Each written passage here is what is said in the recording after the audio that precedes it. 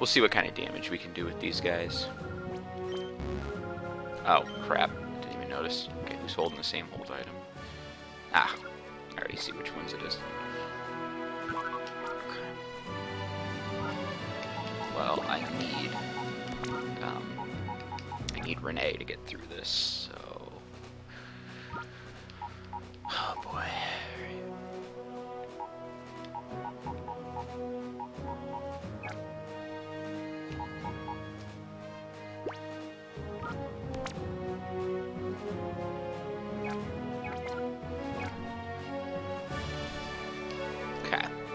Oh, got stuck on that rock. That's a good start. So we're going to be doing the Snattle set today.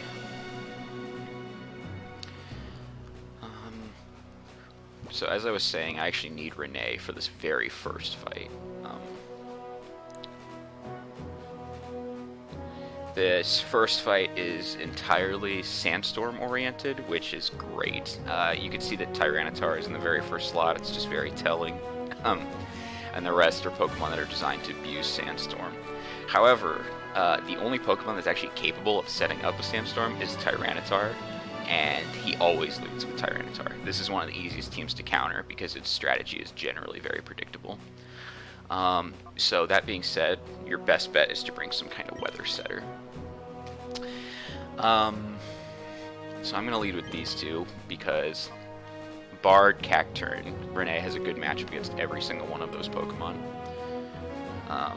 Except for Quagsire, now that I think about it, but I think it can live an Ice Beam from Quagsire despite being 4 times weak.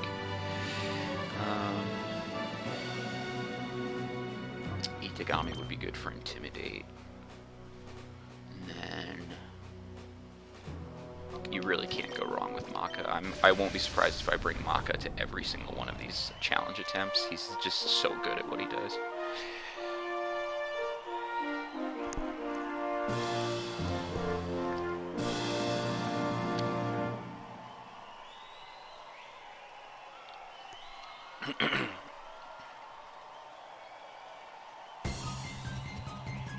Hi, Tibble.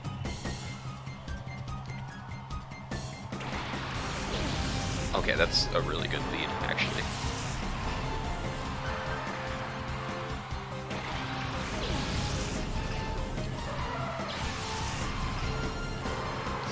So he pretty much always uses Protect with Tyranitar in the first turn. And you may be thinking, how does Dugtrio abuse Sand? A lot of his Pokemon are running Sand Veil as their move. Yep, okay, so I went with the prediction that Tyranitar was going to Protect and Earthquake. That's a pretty standard combination you'll be seeing in Orre Colosseum. Rakisha should be able to take that, yeah. Even if it was not too great. It's just its HP stat is dismal.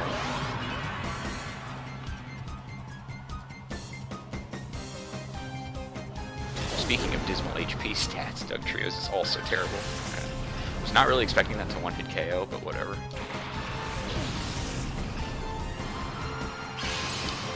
And one of the most common strategies in Gen 3 is Sunny Beam, so we should be able to take out this.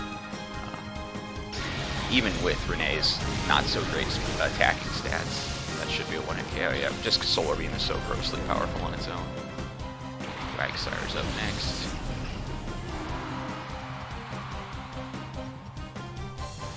Should be a one-hit KO, yeah. Honestly, I do think that of every Pokemon that's capable of setting up Sunny Day, Jumpluff is the absolute best because of its high speed and access to Solar Beam. And with that, we should have floored the first opponent. He's usually not too bad once you have his strategy on lockdown. It's basically just get rid of the sand, and then his team is pretty bad without it. It's the second opponent that's going to give us lots of trouble.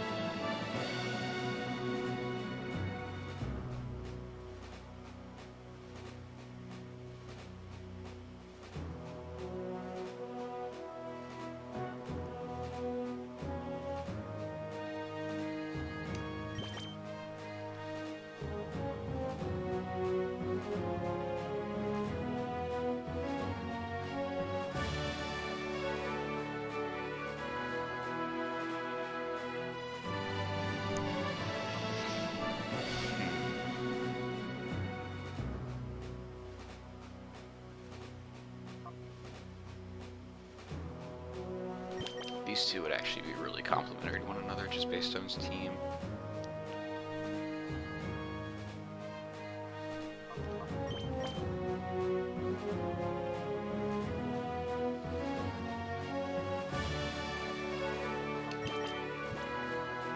Yeah, why not? Let's see what these guys can do.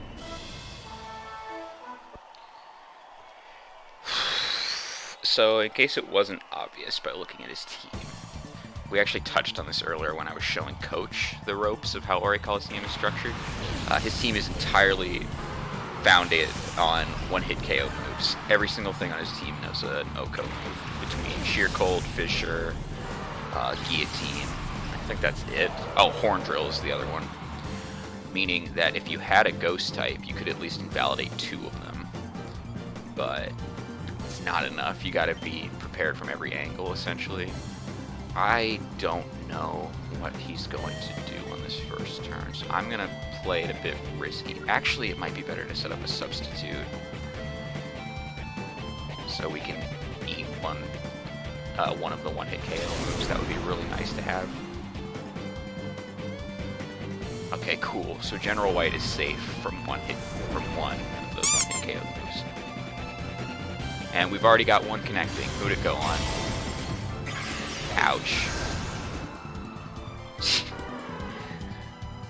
This battle is basically just, you need prolonged luck in order to get through it.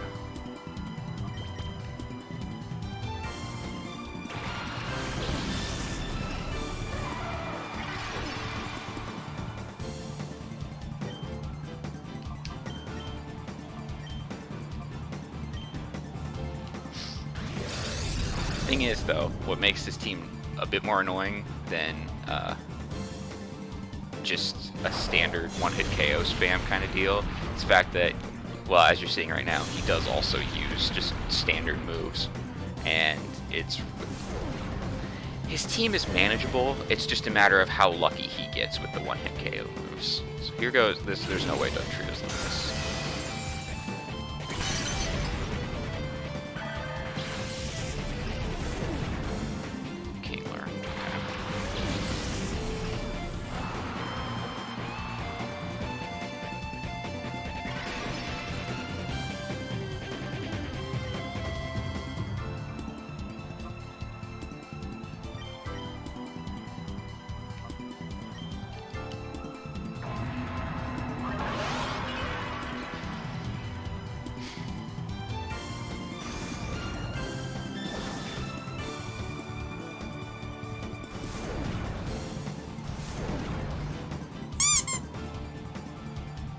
That will definitely kill.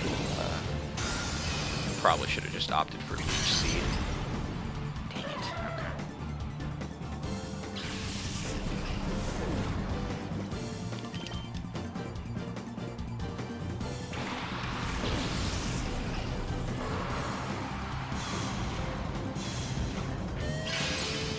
Oh my god, it's a shell armor variant.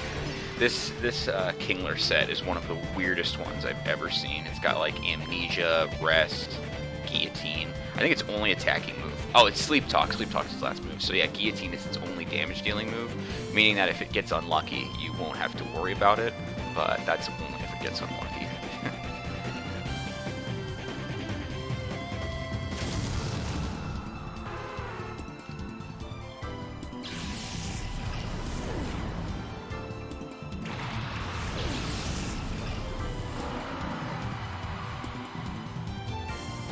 Okay.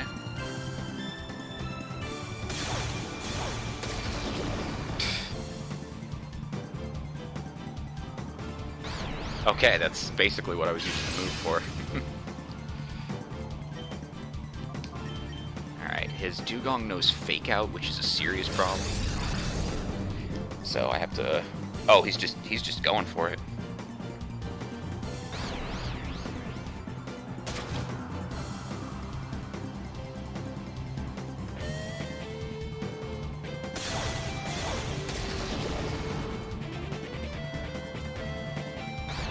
Wow, okay.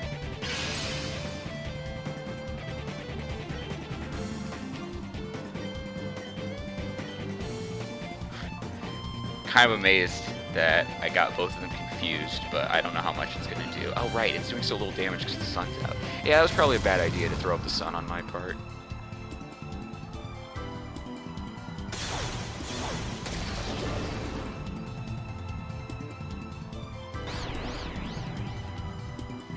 Uh-oh. Every time they break through it, I'm just going to, like, have a little... My heart's going to stop for a fraction of a second. And just be like, okay, I wonder if this is it. My time has come.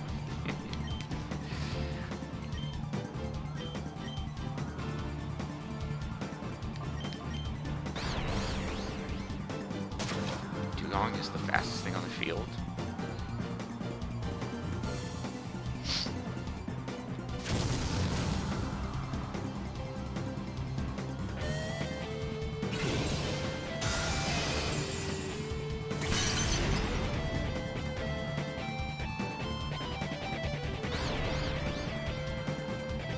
Uh-oh. Okay. I really should have been keeping track of how many guillotines this thing's used. Really should have been doing that, to be honest. Because we'll be safe if he runs out. Like I said, he's got no other attacking moves. However, I don't know if Lepa Berry will activate. I don't know if I mentioned this, but he's running a Lepa Berry on it, so it can restore all of the power points of a move.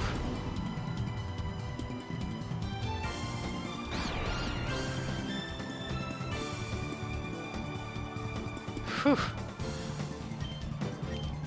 Itagami's doing a good job of avoiding these.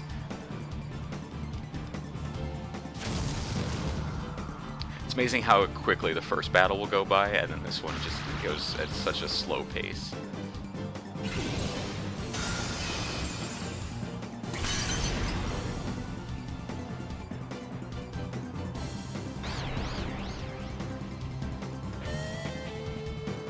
Man, okay. Lepa Berry. Yeah, okay, so that's how it works. As soon as Guillotine is bled dry of its power points, then all you have, it will restore it. So he does get, if that's the first move that runs out, which it should be given its low power points. Okay, wow. Wow. Really was not expecting that to be such a smooth run, but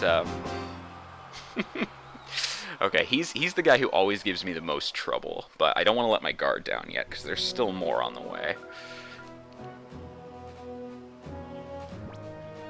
This team's pretty interesting. It's built around Ditto, but it's kind of a gimmicky team, is putting it mildly. I mean, the last team was definitely gimmicky, but it's a lot scarier of a gimmick than this guy's team is.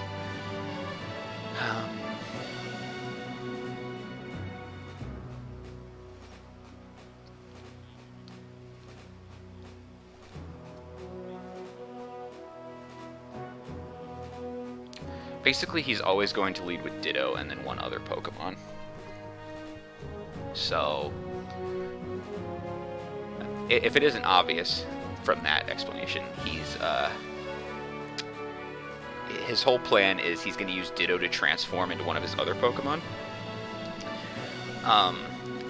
There are some cool strategies that come from this. Like, for example, if he transforms into Shedinja, he gets Shedinja's Wonder Guard ability, but unlike Shedinja, Ditto's HP stat is the only thing that doesn't change when Transform is used. So, in that regard, it's a Shedinja with more than 1 HP, which is kind of cool, but, I mean, you still got to deal with Shedinja's bad stats. And I actually don't really know how Metal Powder works.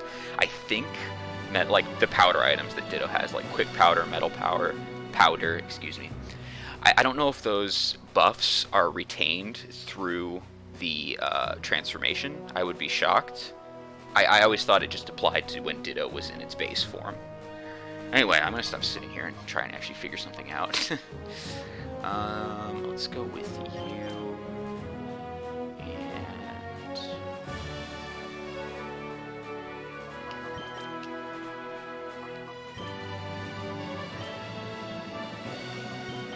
I guess these 4 would be pretty good.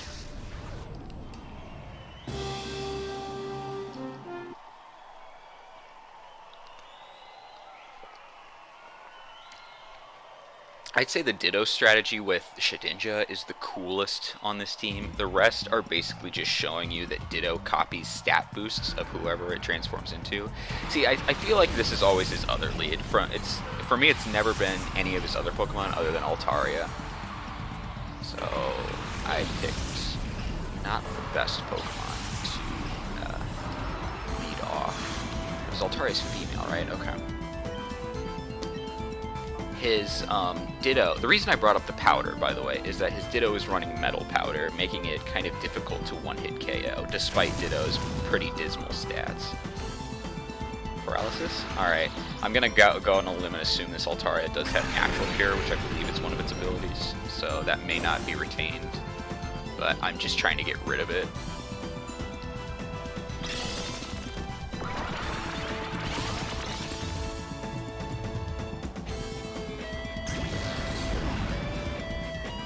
So what he's doing right now is a Ditto that uses Transform will actually copy all stat boosts. Will copy all the stat boosts that that Pokemon has accrued while it's been... Okay, so this is kind of the strategy, which is probably why he's got double Earthquake, which means he'll just be able to continually throw that out. This is pre-Wide Guard, meaning that there was no real way to stop it other than double protecting.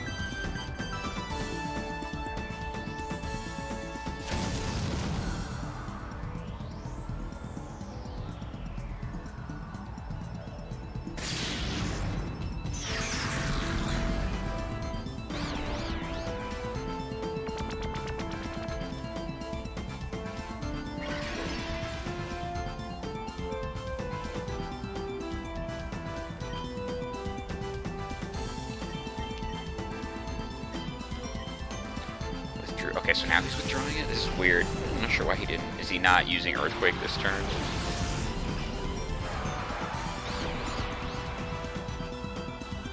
Oh, he is? Okay. That seemed like a pretty bad idea, personally, but okay.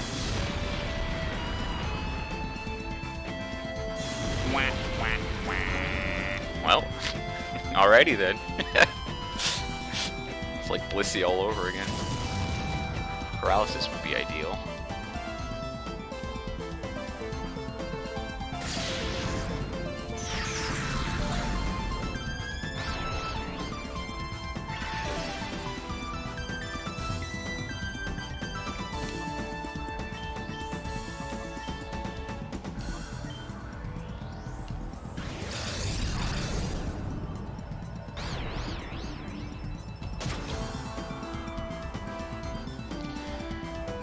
I have no idea what this Rapidash is supposed to do on the team. I don't think I've ever seen it attack. It pretty much always goes down in one hit because Rapidash is not a great Pokemon. And Hypno is his last Pokemon. Okay, I think this Hypno only carries Calm Mind plus the Elemental Punches. Which, that's nice coverage, but you're using a Hypno, so it's kind of like a moot point. It'd be much better to just run Alakazam, who's capable of the exact same set and doing it far more effectively.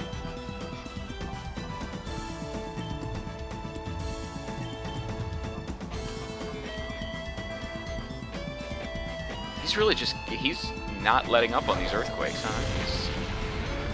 Seems kind of like a weird strategy. Like, why not just switch back in Altaria so you can do that again? I feel like it's done the most damage to his teammates more than anything.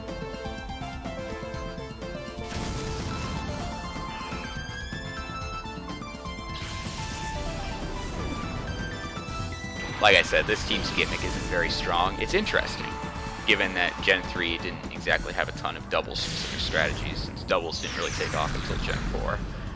So it's cool to see this kind of stuff from kind of like the strategies of yesteryear, but not always the most effective.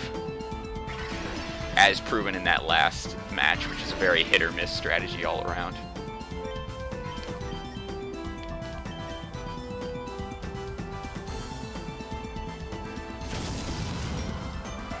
It just feels like this strategy would be much more efficient if he was carrying significantly better Pokemon than like what he is. All of his Pokemon have stat boosting moves of some variety. Like he'll have, what is it? I think Kabutops knows Swords Dance. I know for a fact that Rapidash gets Agility. What else does he have? Hypno has Calm Mind, like I pointed out. I really don't remember his last Pokemon. I've seen it so few times. Kabutops, Rapidash, Shedinja, Ditto, Rapidash, Altaria, Hypno. Okay, I guess that's all of them. And then Shedinja doesn't have any stat boosting moves, so.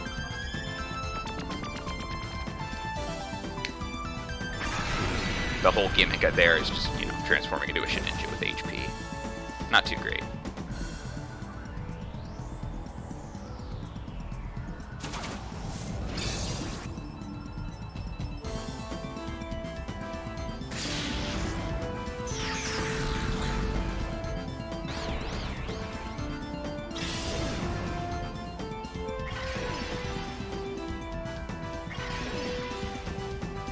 Wait, why did I send in Renee? This is just extending the battle. I literally had an ice type. I wasn't even thinking.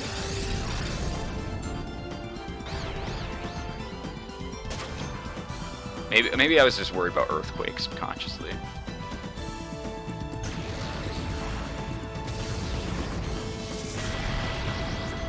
Well, whatever. I think Leech Seed should be enough to sap away the remainder of its health. Yep.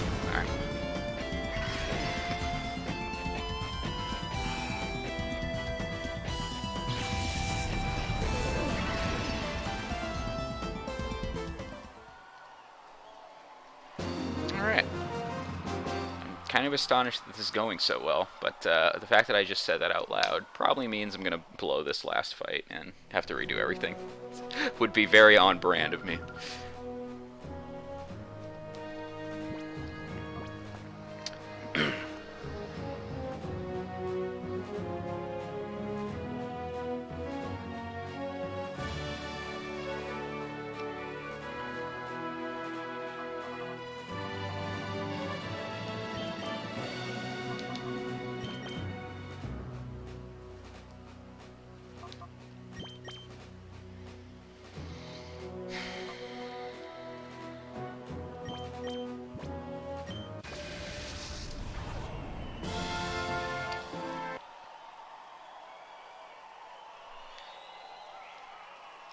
So I didn't really explain this one too well, but it's I hope it's like at least semi-observable from the team preview of what the strategy is. It's Explosion and Protect mixed together.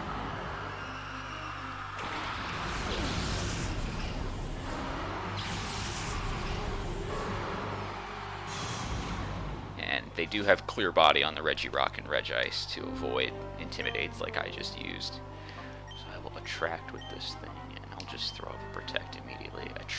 Oh, Endure Explosion. That's a new one. Probably Endure Slackberry.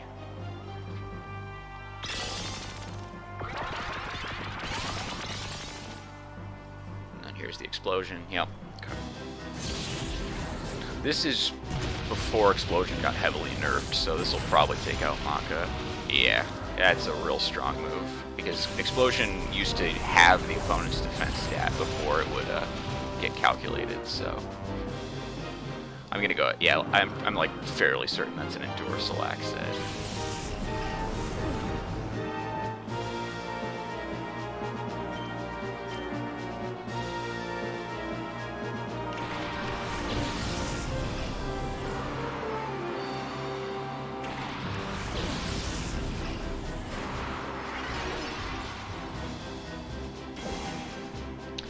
Electro definitely has one of the weakest explosions out there, so I'm gonna go ahead and swap in. What's it called? I'm gonna go ahead and swap in Rex because not only is he resistant to explosion, it also refreshes Intimidate, which is gonna be crucial.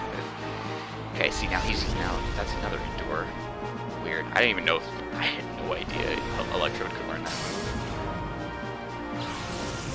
All right, who's left? Gengar, Regice. Okay, this could be a problem.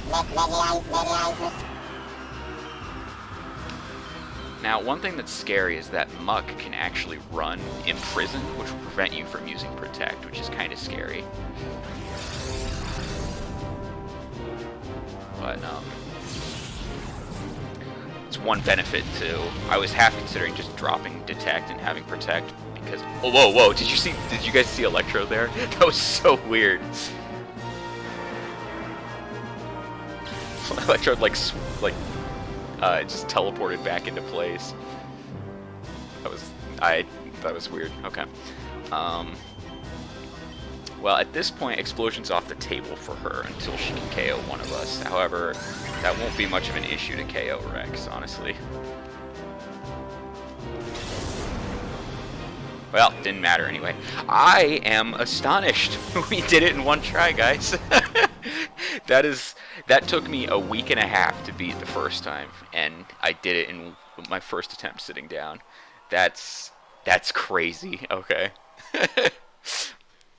Well, alright then. That's cool. I really did not expect that to go that well. It really came down to the fact that Kingler was just blind. Like, it really was. It couldn't hit a single guillotine. Because that sheer cold off Lapras hit immediately. That was the main team that I was worried about. That's the one that's always given me the most trouble. So, kind of nice to never have to do that again. The only reason I was redoing it is because I didn't record the first 2 rounds. That being said, I do not remember the title you get from Snattle. I believe the TM you got... It was Return. You get the Return TM, which is a good move to get. I really wish you got the TMs that related to their strategies, but the title would be like something relating to how he wants to be Orre's next governor, so... Which is weird, because the Orre's a region, so it's like, are regions in this game equivalent to, like, states? I don't know. Whatever. Alright, so from here on out, everything I'm doing is blind.